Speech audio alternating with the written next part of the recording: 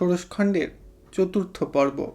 মাস ৩-৪-এর মধ্যে মহালিখারূপের পাহাড়ের কোল হইতে লবটুলিয়া ও নাড়াবৈহারের উত্তর সীমানা পর্যন্ত প্রজা বসিয়া গেল। পূর্বে জমি বিলি হইয়া চাষ আরম্ভ হইয়াছিল বটে, কিন্তু লোকের বাস এত হয় নাই। এবছর দলে দলে লোক আসিয়া রাতারাতি গ্রাম বসাইয়া ফেলিতে লাগিল। কত ধরনের পরিবার!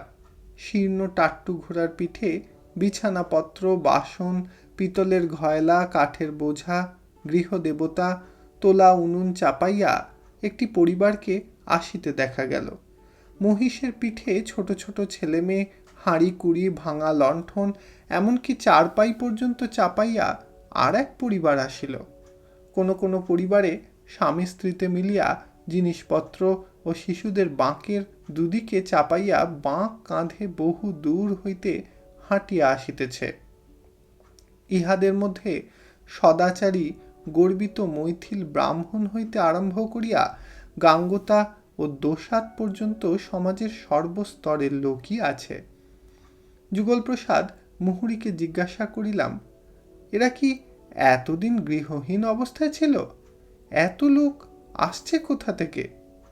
যুগলপ্রসাদের মন ভালো নয়, বলিল, এ দেশের লোকই এই রকম। শুনেছে এখানে জমি সস্তায় বিলি হচ্ছে, তাই দলে দলে আসছে।